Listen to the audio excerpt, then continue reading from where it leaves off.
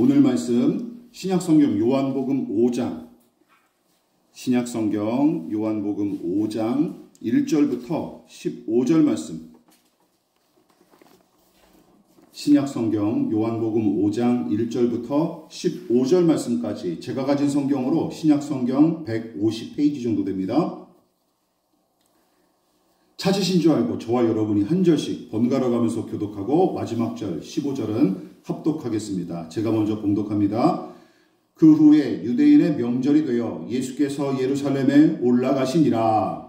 예루살렘에 있는 양문 곁에 히브리 말로 베데스다 하는 곳이 있는데 거기 행각 5이 있고 그 안에 많은 병자, 맹인, 다리 저는 사람, 혈기 마른 사람들이 누워 물의 움직임을 기다리니 이는 천사가 가끔 곳에 내려와 물을 움직이게 하는데 움직인 후에 먼저 들어가는 자는 어떤 병에 걸렸든지 낫게 되리라. 거기 38해 된 병자가 있더라.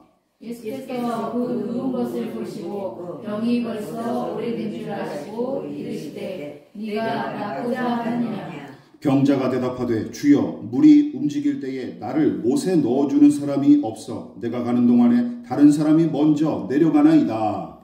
예수께서 이르시되 일어나 내 자리를 들고 걸어가라 하시니 그 사람이 곧 나아서 자리를 들고 걸어가니라. 이날은 안식일이니 유대인들이 병 나은 사람에게 이르되 안식일인데 내가 자리를 들고 가는 것이 옳지 아니하니라. 대답하되 나를 낫게 한 그가 자리를 들고 걸어가라 하더라 하니 그들이 묻되 너에게 자리를 들고 걸어가란 사람이 누구냐 하되 고침을 받은 사람은 그가 누구인지 알지 못하니 이는 거기 사람이 많음으로 예수께서 이미 피하셨음이라.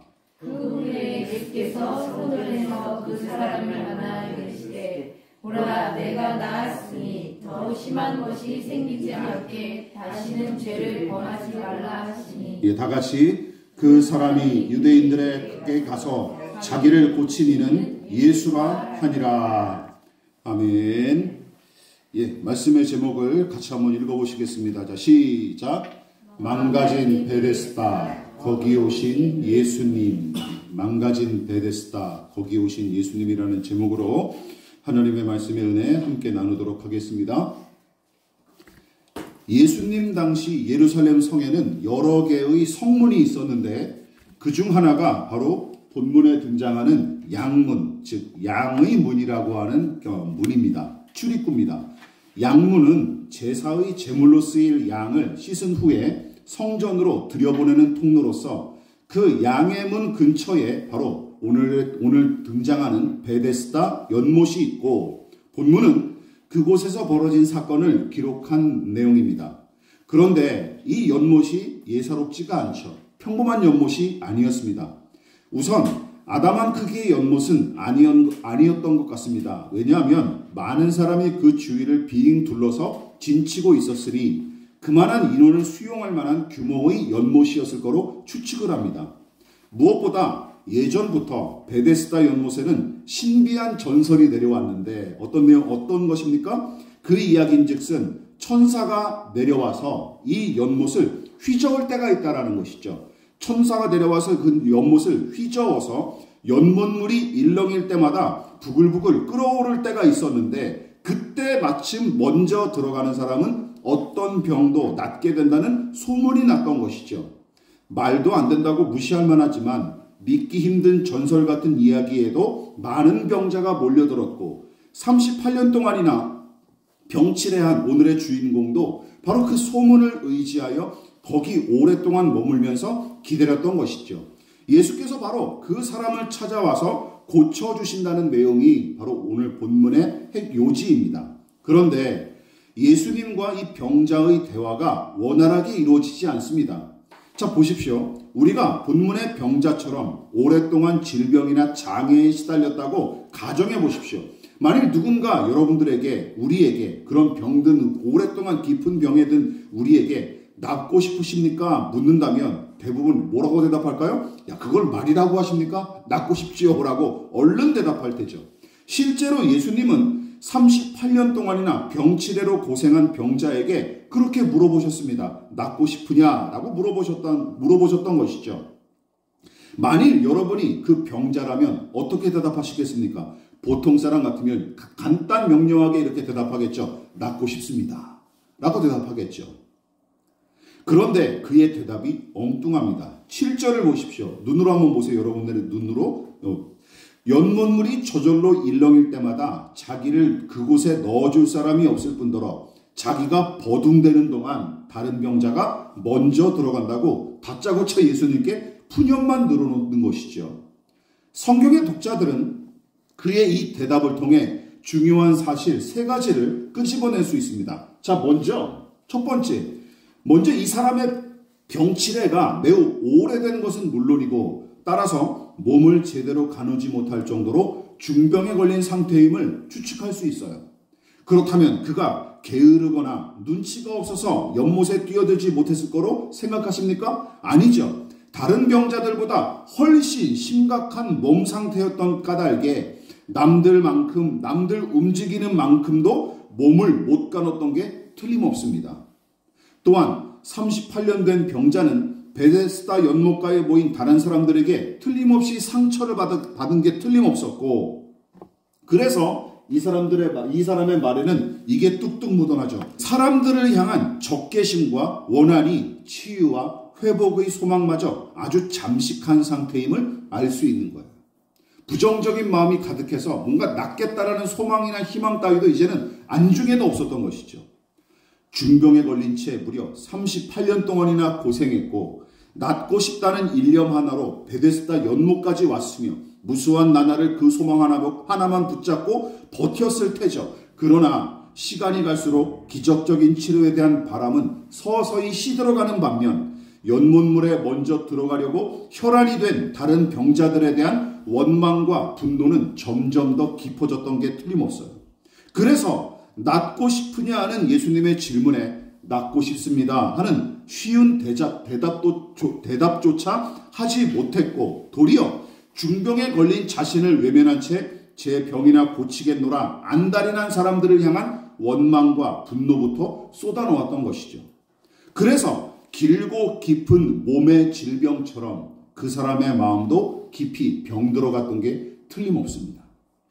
마지막으로 우리는 이 사람의 대답을 통해 약육강식과 적자생존의 각축장으로 변질한 베데스다를 발견합니다.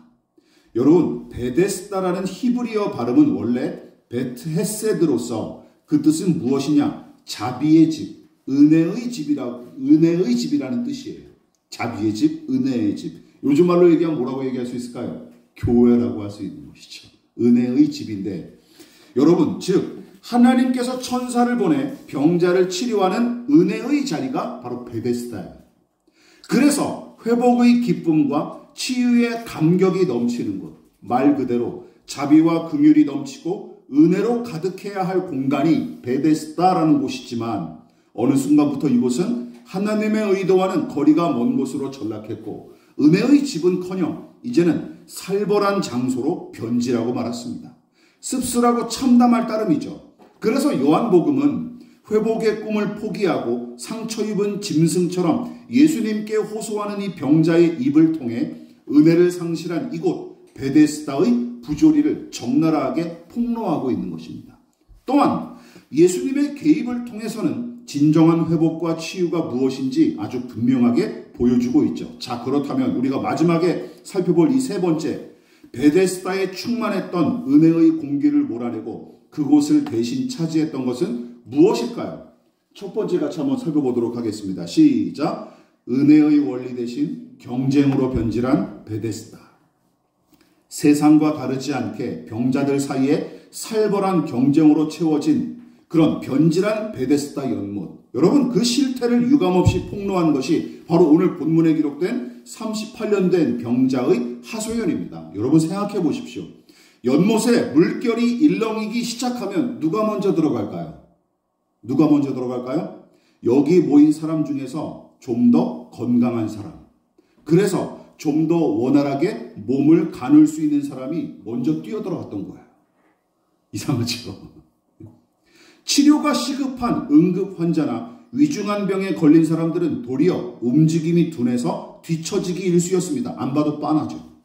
또한 병자의 재산 정도와 사회적 지위에 따라 우선순위가 매겨졌을지도 모릅니다. 이런 거죠. 헤로드 왕의 조카, 대제사장 사돈의 팔촌 등이 병들어서 이곳에 왔다면 연못물의 상태를 주시하는 사람이나 다른 병자들이 접근하지 못하도록 주먹개나 쓰는 사람들을 고용했을 수도 있습니다.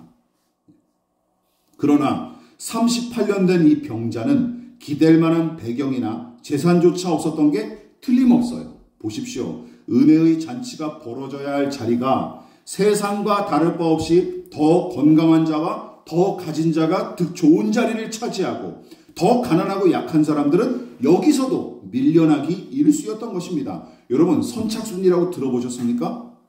학교 다닐 때와 군 복무 시절 제가 지긋지긋하고 짜증났던 얼차려 중에 하나가 바로 선착순이에요. 해보셨죠? 다. 먼저 오는 차례대로 혜택을 주는 것이 규칙인데 달리기와 눈치가 빠를수록 이득이 많습니다. 근데 문제는 뭐죠? 다른 박질이 느리거나 몸이 약하면 계속 뒤처질 수밖에 없는 거죠. 뺑뺑이 돌 수밖에 없는 거예요. 그러니까 강할수록 더 많은 혜택을 누리고 약할수록 더욱더 곤경에 처하는 세상의 원리가 바로 은혜의 집이라고 일컫는 베데스다에서조차 강력하게 자리매김하고 작동하는 중이었어요. 은혜의 집 베데스다라고 간파는 버젓이 달아났지만 실상은 피비린내 진동하는 경쟁과 적자 생존의 원리만 득실되는 곳일 뿐이었습니다.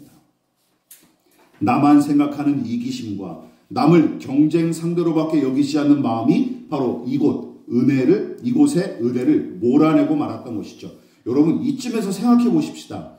베데스다 연못에서 벌어진 이런 참담한 일들이 과연 하나님께서 의도하고 바라셨던 일일까요? 말도 안 되죠. 그렇다면 천사가 내려와 연못물을 일렁이게 했을 때 만약 그 일이 사실이라면 하나님은 병자들이 서로를 어떻게 조치하기를 바라셨을까요? 이 연못에 기적을 베푸신 의도는 분명합니다. 기적적인 치유의 은혜를 그곳에 베푸신 의도는 이것이에요. 거저받은 이 은혜를 은혜롭게 사용하라는 뜻입니다. 즉 중요한 것이 무엇입니까? 이게 중요한 거예요. 잘 들어보십시오. 어떤 질병이라도 먼저 들어가면 다 낫게 된다는 기적 자체보다 더 중요한 것은 누구를 먼저 들어가게 할 것인지에 관한 문제예요. 이거를 이 사람들이 진지하게 의논하고 실천했어야 돼요. 그리고 그것이 베데스다 연못의 성격을 결정짓는, 즉 진짜 핵심이자 하나님께서 의도하신 바와 가장 가깝습니다. 누구를 먼저 들어가게 할 것이냐. 그러니까 하나님의 바람과 의도는 이것이죠. 여기 모인 사람들이 누구에게 더 아픈 사람과 더 약한 사람과 더 시급한 병자를 연못물과 가까운 자리로 이끌어주고 연못물이 일렁일 때면 그런 사람들을 먼저 들여보내주는 배려와 아량을 실천할 수 있기를, 나의 고통과 나의 회복에만 몰두하는 것이 아니라 남의 아픔과 회복에도 관심을 둘 수 있기를, 또한 더 약하고 고통스러워하는 자에게 좋은 자리를 기꺼이 내어주는 섬김이 이 안에 넘치기를, 누군가 치료받는 기적을 누리면 시기하고 질투하기보다 덩달아 기뻐하고 환호할 수 있기를, 병마에 시달려 고통당하는 사람들끼리 서로 보듬어주고 얼싸안을 수 있기를 바라셨던 게 틀림없습니다. 믿으십니까? 이렇게 이 베데스다 연못이 기적을 그렇게 나누고 베풀 수 있다면, 공유할 수 있었다면 여기가 바로 천국이 아니었겠습니까? 그렇죠. 여기가 바로 천국, 하나님 나라가 아니었겠습니까? 이게 하나님의 의도였다는 것이죠. 만일 베데스다 연못이 그런 곳이었다면 그곳은 진즉에 작은 하나님 나라를 이뤘을 것입니다. 근데 생각해 보십시오. 하나님께서 사람의 병이나 낫게 하려고 천사를 보내셨다면 거추장스럽게 무슨 연못물을 일렁이게 하십니까? 그냥 말씀 한마디로 고치시면 되지. 그렇죠. 이 과정을 허락하신 까닭이 바로 이런 의도라는 거예요. 너희들끼리 작은 하나님 나라를 읽어보라는 거예요. 너희들이 그 은혜를 은혜답게 써보라는 거예요. 그거를 하나님께서 이 병자들에게 허락하신 것이었죠. 그러므로 병자들이 모인 은혜의 집 베데스다에 하나님의 원리가 온전히 펼쳐지며 세상과 다른 은혜의 잔치가 벌어지는 곳이 되기를 하나님은 원하셨던 게 틀림없습니다. 바울이 빌립보 교인들에게 당부한 말씀에 베데스다 연못을 향한 하나님의 의도를 우리는 엿볼 수 있습니다. 빌립보서 2장 같이 읽어볼게요. 시작. 마음을 같이하여 같은 사랑을 가지고 뜻을 합하며 한 마음을 품어 아무 일에든지 다툼이나 허영으로 하지 말고 오직 겸손한 마음으로 각각 자기보다 남을 낮게 여기고 각각 자기 일을 돌볼 뿐더러 또한 각각 다른 사람들의 일을 돌보아 나의 기쁨을 충만하게 하라. 이런 일들이 베데스다에 이루어지기를 원하셨던 것입니다. 지루한 도덕 강의를 제가 지금 얘기하는 게 아닙니다. 은혜를 받은 사람답게 사는 법에 대한 교훈이 바로 바울의 이 가르침입니다. 베데스다 연못에 모여 은혜를 기다렸던 사람들이 이러한 은혜의 원리로 모여있기를 기대하셨던 것이었죠. 또한 작금의 교회들, 즉 은혜의 집으로 설립된 교회들도 은혜의 원리로 충만하기를 기대하고 계십니다. 믿으십니까? 이것을 기억하십시오. 그러나 베데스다 연못가를 더럽힌 요소가 또 한 가지 남아 있었습니다. 무엇이 베데스다 연못을 더럽혔습니까? 같이 읽어볼게요. 시작. 은혜의 원리 대신 규칙이 옥죄는 곳으로 전락한 베데스다. 예수께서 38년 된 병자를 말씀으로 고쳐주신 기적을 일으키셨으나 선한 의도로 행한 이 일이 도리어 유대인들의 공분을 사는 사건이 되죠. 본문을 보실까요? 요한복음 5장 9절과 10절입니다. 시작. 그 사람이 곧 나아서 자리를 들고 걸어가니라. 이날은 안식일이니 유대인들이 병나은 사람에게 이르되 안식일인데 내가 자리를 들고 가는 것이 옳지 아니하니라. 여러분, 유대인들이 분노하는 이유는 간단합니다. 병자를 고친 날이 하필 안식일이어서가 문제였어요. 안식일이어서. 즉 안식일에는 아무 일도 하지 않고 쉬는 것이 율법의 원래 규칙인데 안식일에 병자를 고친 예수님의 행위는 율법의 규칙을 위반하는 행위이므로 불법이라고 규정한 것입니다. 불법이다. 게다가 건강해진 몸으로 벌떡 일어나 움직이고 집으로 돌아갔던 병자의 행위까지 싸잡아서 내 자리를 들고 가는 것이 옳지 않다고 정죄하는 꼬락서니를 보십시오. 병이 나아서 40여 년 만에 병이 나아서 기뻐서 뛰는 이 사람을 몸을 움직였다고 정죄하는 거예요. 율법의 규칙을 어겼다고. 웃기지 않습니까? 병이 낫고 몸이 건강해졌어도 안식일이므로 옴짝달싹하지 말라는 말이 이거 너무 웃기지 않습니까? 근데 이 사람들은 농담조로 내뱉은 말이 아니에요. 진지하게 지적한 말이라서 더더욱 당혹스러울 따름입니다. 여러분, 얼마나 어이없는 시비입니까? 이들은 38년 동안 병치레로 고생한 사람이 회복의 은혜를 얻은 일에 관해서는 전혀 관심이 없어요. 예를 들어 자동차가 내달리는 도로 한복판에 서서 울고 있는 아이를 구해줬더니 횡단보도를 건너지 않았다는 이유로 벌금을 물게 하거나 수갑을 채운다면 어떨까요? 그러나 본문의 유대인들은 그보다 더합니다. 병을 고치고 생명을 살렸다니 안식일에 한 일이랍시고 비난을 합니다. 건강해져서 움직였던 병자도 황당했겠지만 하나님은 얼마나 어이없으셨을까요? 하늘에서 내려다보신 하나님은 얼마나 황당하셨을까요? 게다가 안식일을 거룩하게 지키라는 명령에 담긴 율법의 정신은 깡그리 외면한 채 매섭게 규칙만 들이미면서 시비를 거는 유대인들의 모습은 실망스럽기 짝이었습니다. 그래서 이들의 중심을 진지하게 간파하셨던 예수님은 율법의 정신은 외면한 채 율법주의에 매몰된 그들의 실체를 다음과 같이 폭로하셨던 것이었죠. 같이 읽어볼까요? 요한복음 5장 42절 시작. 다만 하나님을 사랑하는 것이 너희 속에 없음을 알았노라. 너희가 서로 영광을 취하고 유일하신 하나님께로부터 오는 영광은 구하지 아니하니 어찌 나를 믿을 수 있느냐. 무슨 뜻입니까? 이들이 하나님을 사랑해서 율법의 규칙을 지키는 게 아니라 자기의 영광과 이득을 위해 율법을 이용해 먹는 작자들임을 신랄하게 비판하는 말씀입니다. 오늘날도 마찬가지예요. 복음과 성경의 가르침을 이용하는 목회자들과 교인들이 얼마나 많이 있습니까? 모든 법과 규칙을 제정한 목적은 여러분 기억하십시오. 이것을 지켜서 다 함께 잘 살자는 것입니다. 그렇죠? 모든 법과 규칙의 목적은 이거예요. 다 잘 지켜서 다 함께 잘 살자는 것이 목적이에요. 이것이 본래의 취지이자 근본적인 원리입니다. 그러면 위반하면 벌하겠다 하는 것은 그 다음이에요. 위반하면 벌, 그건 다음이라는 것이죠. 명심하십시오. 성경의 명령도 마찬가지예요. 그래서 율법의 규칙대로라면 우리에게 남은 것은 저주와 심판밖에 없으나 우리를 사랑하여 아들을 주신 하나님의 은혜와 자비 덕택에 멸망하지 않고 영생과 하나님의 자녀가 되는 권세를 얻은 것입니다. 하나님을 독사 같은 무슨 군대 조교나 심판만 일삼는 염라대왕쯤으로 착각하지 마십시오. 하나님은 모든 자들의 아버지가 되십니다. 믿으십니까? 아버지가 되신다는 것이죠. 그러나 본문의 유대인들은 하나님의 크신 사랑과 자비를 알지 못했을 뿐만 아니라 우리에게 생명과 자유를 넉넉하게 베푸시는 분이라는 사실조차 무시해버린 거예요. 금을 밟았는지 눈에 불을 켜고 지켜보다가 심판의 칼을 휘두르시는 분으로만 믿었던 것이죠. 여러분, 신성모독이라는 게 다른 게 아닙니다.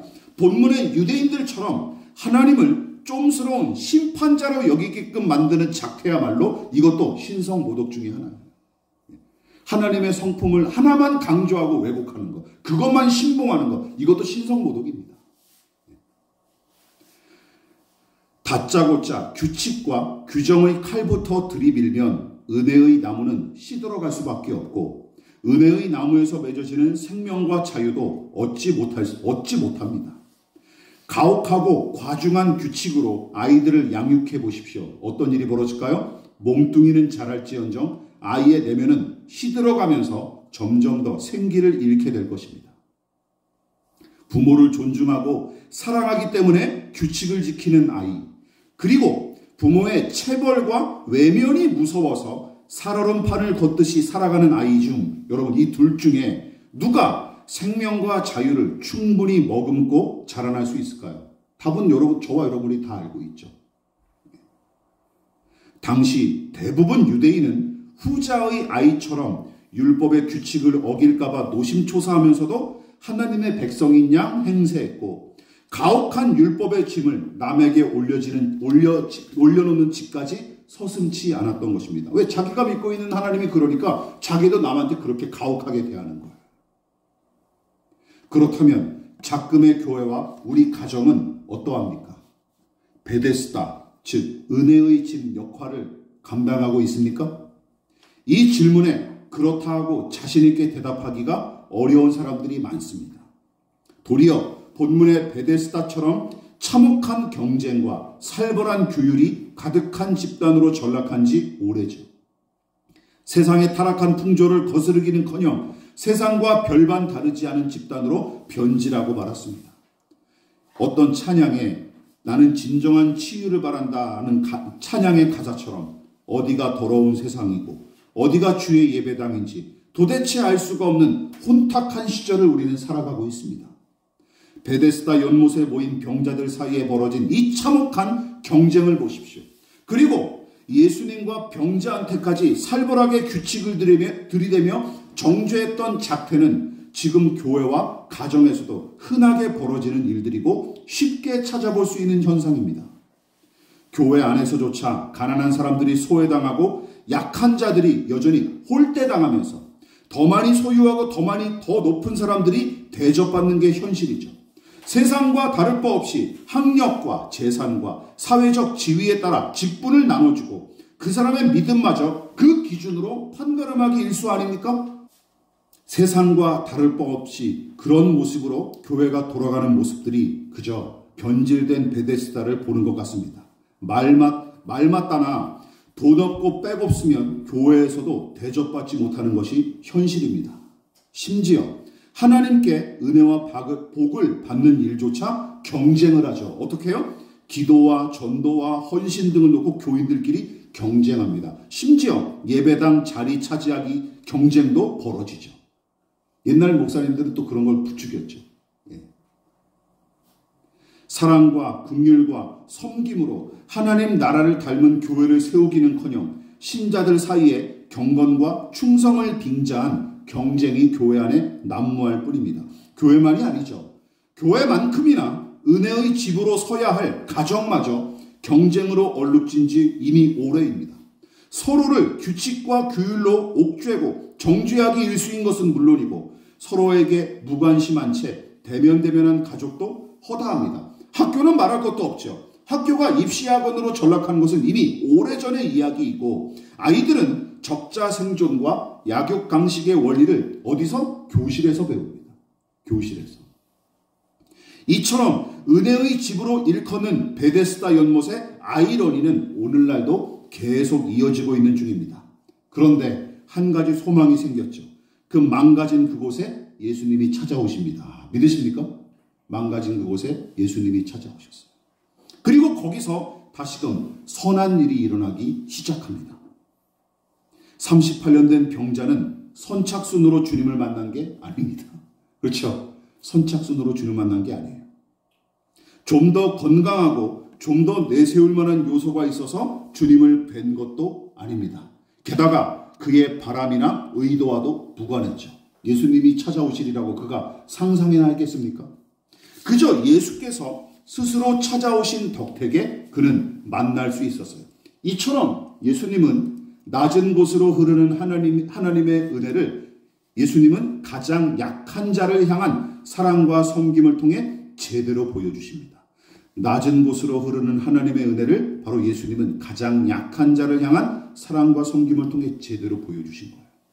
38년 된 병자를 본체만체하면서 자기 몸 낫는 데만 몰두했던 다른 병자들, 그 사람보다 더 건강하다는 우월감에 빠진 채 기고만장했던 자들은 예수님을 만나지 못했습니다.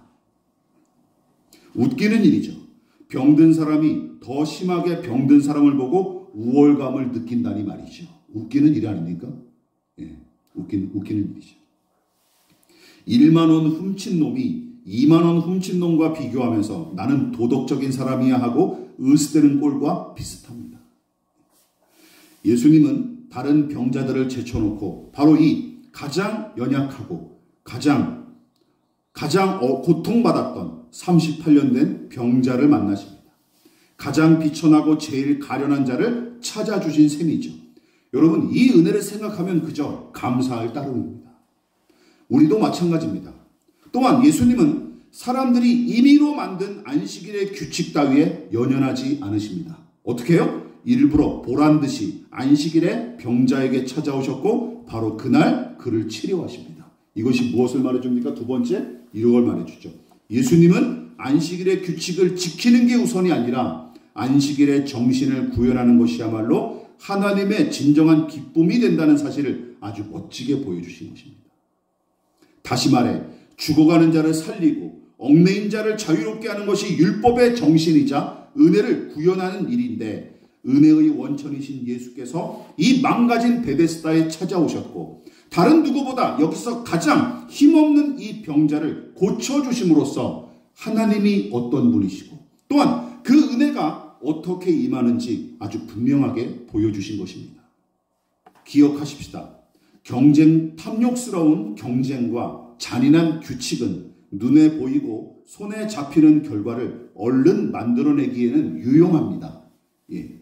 하지만 정작은 은혜의 강물과 사랑의 공기를 더럽히는 오염물질로 작용하기가 훨씬 더 쉽습니다. 그래서 위험하죠.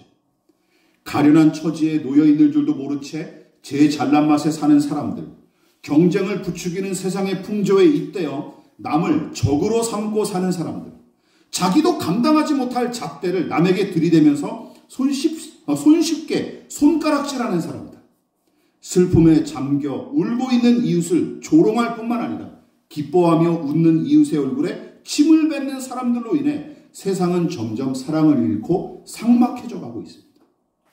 심지어 교회와 신자들이 고통당하는 이웃을 외면하는 것은 물론이고 도리어 잘못한 게 있어서 고통이 찾아왔다며 정죄하는 짓거리도 서슴지 않고 있죠.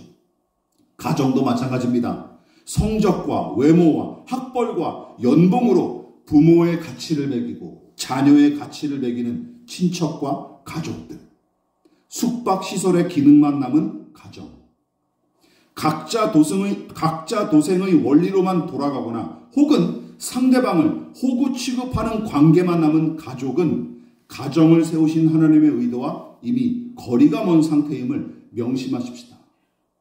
오늘날 교회와 가정은 오늘 본문처럼 간판만 남은 베데스다입니까? 아니면 진정한 은혜의 집으로 서 있을까요? 무엇보다 우리 자신부터 은혜 받은 사람답게 살기로 하십시다. 믿으십니까? 그렇게 살기로 하십시다. 또한 우리 교회부터 은혜의 집으로 서도록 함께 힘쓰십시다. 예수께서 가련한 자를 만나 주셨듯이 우리네 가난한 마음과 이 작은 공간에도 베데스다의 은혜가, 그 예수님의 은혜가 충만히 임할 수 있기를 진심으로 부탁을 드리겠습니다. 그러므로 너희는 이렇게 기도하라. 하늘에 계신 우리 아버지, 아버지의 이름을 거룩하게 하시며 아버지의 나라가 오게 하시며 아버지의 뜻이 하늘에서와 같이 땅에서도 이루어지게 하소서. 오늘 우리에게 일용할 양식을 주시고 우리가 우리에게 잘못한 사람을 용서하여 준 것 같이 우리 죄를 용서하여 주시고 우리를 시험에 빠지지 않게 하시고 악에서 구하소서. 나라와 권능과 영광이 영원히 아버지의 것입니다. 아멘.